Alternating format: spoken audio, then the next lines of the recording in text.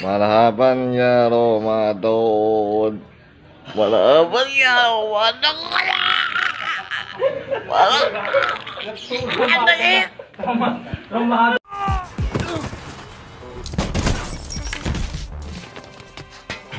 Assalamualaikum warahmatullahi wabarakatuh. Kembali dengan gua Asep di channel Refocus. Dan kali ini gua akan membahas alur cerita film berjudul Distrik 13, di mana film ini menceritakan tentang suatu daerah di Distrik 13 yang dipenuhi oleh orang-orang barbar seperti mafia.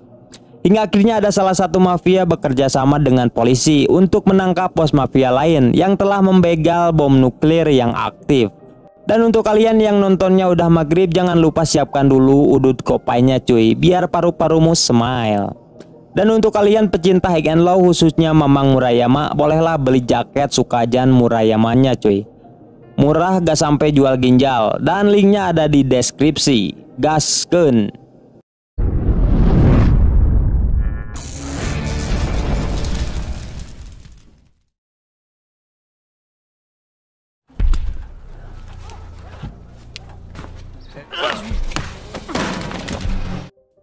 Film ini diawali dengan diperlihatkannya sebuah kota kumuh bernama Distrik yang dihuni oleh para gangster dan mafia-mafia kelas kakap yang sangat berbahaya.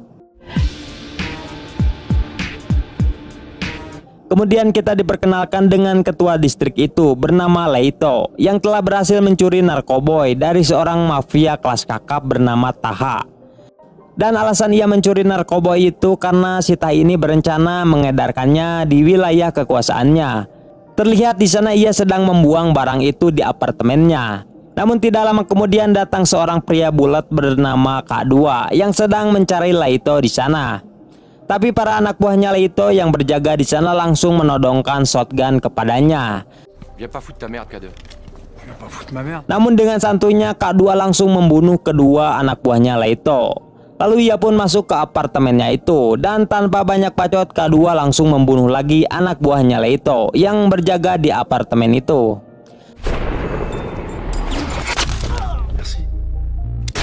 Dan tidak sengaja tembakan itu terdengar oleh Leito. Leito yang menyadari dirinya dalam bahaya langsung kabur dari sana dan terjadilah aksi paparkuran.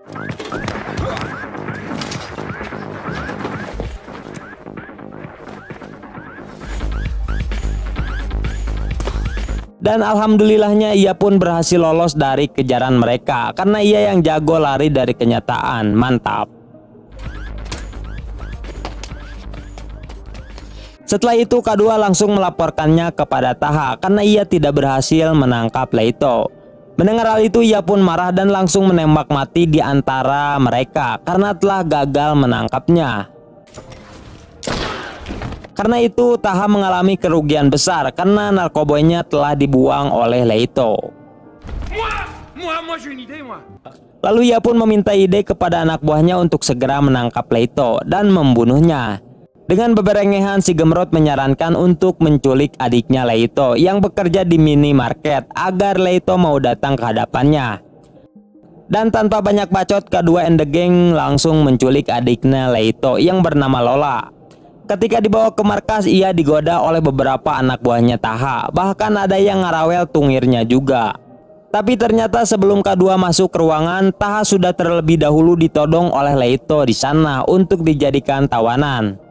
Lalu ia pun mencoba keluar dari sana sambil menodongkan senjatanya agar para anak buahnya Taha tidak membunuhnya. Di sini Lola melampiaskan dendamnya ke si botak yang merawel tungirnya tadi dengan memasukkan CD ke babangusnya. Hingga akhirnya Leito dan Lola berhasil kabur menggunakan mobil dan membawa Taha ke kantor polisi.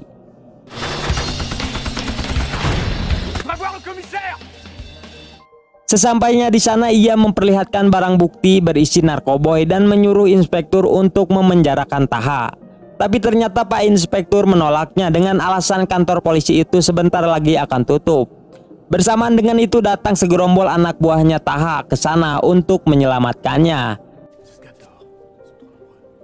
Namun di sana inspektur malah menangkap Leito dan membiarkan Taha and the gang pergi dari sana dengan membawa kembali Lola untuk dijadikan sandera. Setelah Taha and the gang pergi, Pak Inspektur meminta maaf kepada Leito karena ia terpaksa melakukan hal itu karena takut ancaman Taha. Tapi karena terlalu marah, tanpa basa-basi Leito langsung membunuhnya. Dan karena kejadian itu ia pun dipenjara karena telah membunuh inspektur. 6 bulan kemudian pun berlalu. Lalu kita diperkenalkan dengan 2 orang pria bertopi bernama Benito dan Carlos. Si Carlos ini adalah pemilik tempat judai ilegal yang berkedok supermarket. Terlihat di sana banyak orang yang sedang berjudai. Lalu mereka berdua pergi ke sebuah ruangan kontrol untuk menghitung uang profit dari hasil los para penjudainya. Dan terlihat tempat itu yang dijaga ketat oleh seorang pria bernama Sammy. Di sana Sammy tidak sengaja melihat ada segerombol polisi yang sedang menuju ke tempat itu. Carlos yang melihat hal itu langsung menembak salah satu anak buahnya yang disangka adalah seorang informasi polisi. Namun ternyata informan itu adalah Benito, yang ternyata ia adalah seorang agen FBI sedang menyamar yang memiliki nama asli Kapten Damian. Lalu ia pun langsung menodongkan pistolnya kepada Carlos dan menyuruh Sammy and the gang untuk pergi dari ruangan itu. Di atap gedung, para polisi yang sudah mendapatkan perintah langsung menangkap Carlos dengan cara menarik Carlos yang sudah digantung oleh Kapten Damian. Hingga akhirnya Carlos pun berhasil ditangkap. Di luar ruangan, Sammy and the gang mencoba untuk menghancurkan pintu besi itu dan mencoba untuk masuk ke sana. Tapi saat mereka berhasil masuk, Damian pun langsung menghajar mereka dan terjadilah baku hantam solo versus squad di sana. Namun tidak diragukan lagi, dengan mudah Kapten Damian mengalahkan mereka.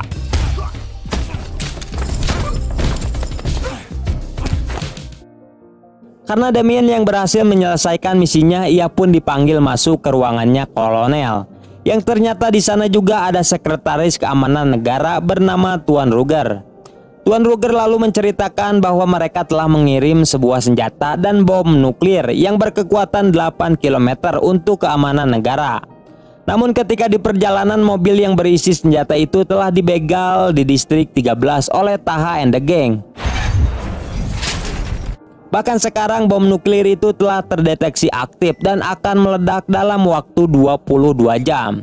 Lalu Tuan Ruger menyuruh Kapten Damian untuk merebut kembali senjata itu dan menonaktifkan bom nuklirnya demi keselamatan warga yang ada di sana. Meski sempat menolaknya, namun karena dipaksa oleh kolonel hingga akhirnya ia pun menyanggupinya. Dan di dalam misi kali ini, Damian akan ditemani oleh seorang napi yang tidak lain dia adalah Leito. Karena Leito yang mengetahui markas dan tempat-tempat tersembunyinya Taha.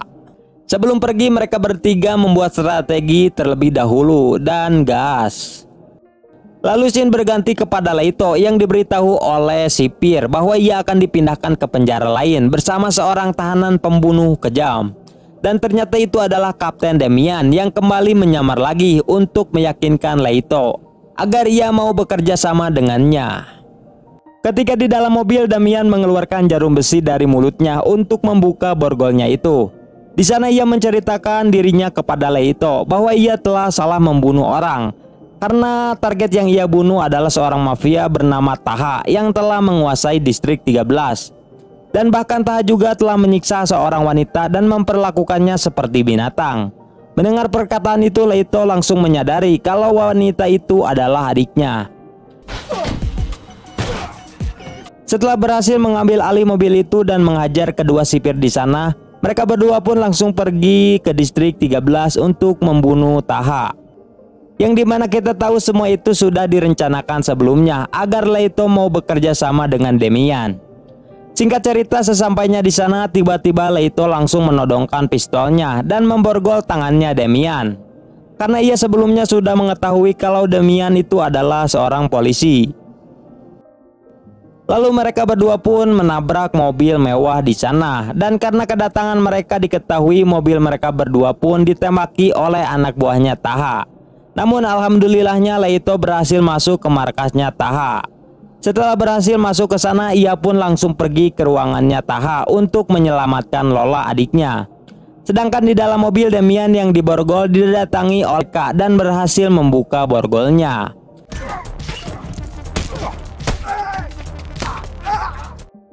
Bersamaan dengan itu, Taha yang sedang ngatuak diberitahu oleh si Gemrot bahwa Leito telah kabur dari penjara. Mendengar hal itu, ia pun menyuruh K2 untuk menyiapkan pasukannya. Sedangkan Leito yang sedang mengawasi Taha menggunakan teropongnya, tiba-tiba datang Demian yang balik memborgolnya.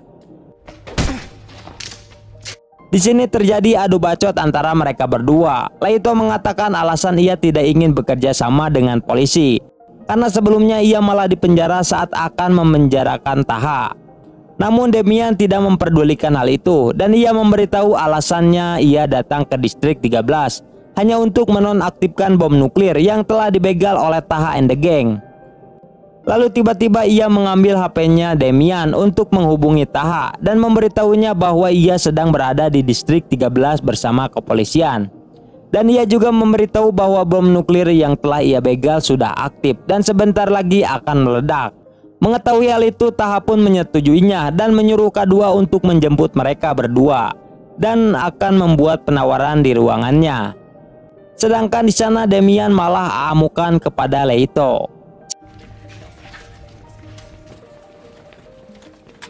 Singkat cerita, mereka berada di ruangannya Taha dan akan melakukan penawaran. Di dalam penawaran itu, ia meminta kepada Taha untuk melepaskan Lola setelah Demian berhasil menonaktifkan bomnya. Namun dengan liciknya, Taha malah meminta uang tebusan terlebih dahulu untuk mengambil bom itu. Karena terpaksa, Demian pun menyanggupinya dan ia pun langsung menghubungi Tuan Ruger untuk segera mentransfer kepada Taha. Dan karena banknya masih tutup, mereka berdua pun disandra terlebih dahulu di sebuah ruangan untuk memastikan uangnya akan masuk. Di sana mereka berdua dijaga ketat oleh anak buahnya Taha. Lalu Leito mengatakan kepada Demian kalau ia pernah membuat jalan keluar dari toilet dekat lift. Dan sekarang mereka hanya perlu ke sana untuk bisa keluar. Lalu kita diperlihatkan dengan bom itu yang sudah diarahkan ke arah kota dan akan meledak bersama Lola. Lalu Demian pun meminta para anak buahnya Taha yang berjaga untuk melepaskannya dulu karena itu darurat. Ia yang harus berbicara lagi dengan Taha berkaitan dengan uang tebusan yang diinginkan Taha. Karena mereka yang tidak mau mengambil resiko, mereka pun mengizinkannya. Dan saat dibuka tanpa banyak bacot, Demian dan Leito pun langsung menghajar mereka. Namun karena jumlah mereka yang se-RT, Demian dan Leito pun ngegajang ke dalam lift yang sudah dibongkar. Karena kejadian itu, mereka pun langsung melaporkannya kepada Taha kalau Leito dan Demian telah kabur. Taha yang mendengar hal itu sangat marah dan langsung menembak anak buahnya itu. Setelah itu, Taha menanyakan kepada anak buahnya tentang transferan yang telah dijanjikan polisi. Namun bukannya uang yang masuk, malah semua uang yang ada di ATM Taha telah diretas oleh kepolisian karena sebelumnya ia telah memberikan nomor rekeningnya kepada Demian. Dan kini Taha pun tidak memiliki uang sepeser pun lagi karena semua harta dan tabungannya ada di rekening itu. Semua anak buahnya yang mendengar hal itu langsung membelot dan membunuhnya karena mereka pikir Taha tidak akan bisa lagi membayar. Lalu mereka pun langsung mengangkat K2 menjadi bosnya sekarang dan Taha modar. Lalu K2 pun menyuruh semua anak buahnya untuk mencari Demian dan Leito. Saat mereka berdua keluar dan terjadilah aksi kejar-kejaran.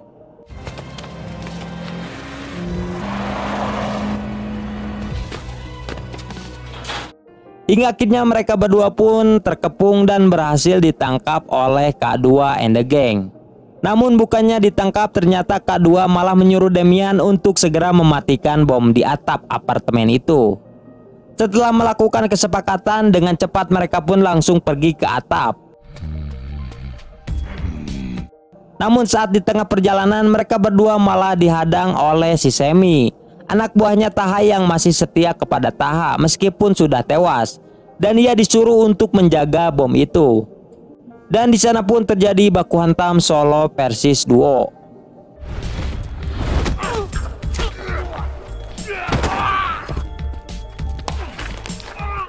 Karena Semi yang jago gelut membuat Demian kewalahan. Namun di tengah pertarungan, Leito mengambil tali dan mengikatkan ke seluruh tubuhnya si Semi yang membuatnya tidak bisa bergerak. Lalu mereka pun combo dan Demian pun langsung mendagornya dari belakang. Dan akhirnya si Semi pun berhasil dikalahkan. Setelah itu mereka berdua melanjutkan lagi ke atap.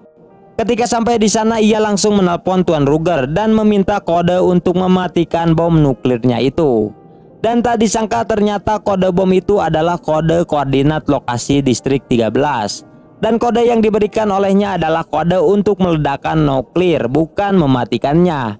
Namun untungnya Leito mencegahnya dan terjadilah baku hantam dengan Demian yang nekat memasukkan kode itu.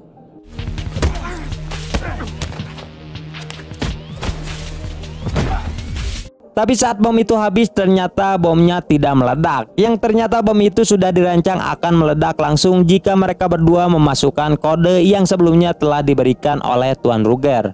Dan disinilah kita bisa mengetahui Tuan Ruger ingin menghancurkan distrik 13 dengan bom nuklir yang sudah dirancang sebelumnya.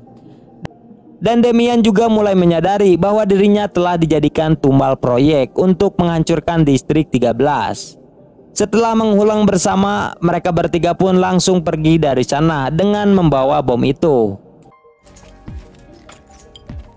Demian lalu membawa bom itu ke ruangannya kolonel dan mengatakan bahwa misinya telah selesai untuk membawa bom itu ke hadapannya. Di sana ia juga memberitahu Tuan Ruger bahwa ia malah lupa dengan kode yang diberikannya dan kemungkinan bom itu sebentar lagi akan meledak di sana. Lalu ia pun mencoba memasukkan kembali kode itu dan seketika Tuan Ruger pun panik. Dan terlihat di luar gedung ternyata sudah banyak wartawan yang memvideo pembicaraan mereka diam-diam. Yang ternyata semua itu sudah direncanakan oleh Demian dan Leito untuk mengungkap kebusukannya Tuan Ruger. Hingga akhirnya karena panik Tuan Ruger pun memberitahukan semuanya bahwa kode yang ia berikan adalah kode untuk meledakkan bom itu. Setelah mengatakan itu terbongkarlah semua kejahatannya untuk membunuh para warga di distrik 13. Dan bacotannya itu langsung disiarkan di televisi yang membuat Tuan Ruger pun langsung ditangkap oleh kepolisian. Mantap. Sebelum film selesai kita diperlihatkan dengan Leito yang memilih untuk tinggal di distrik 13. Meski Demian menyarankan untuk pergi dari sana dan tinggal di tempat yang layak. Dan film pun selesai. Mantap Mas.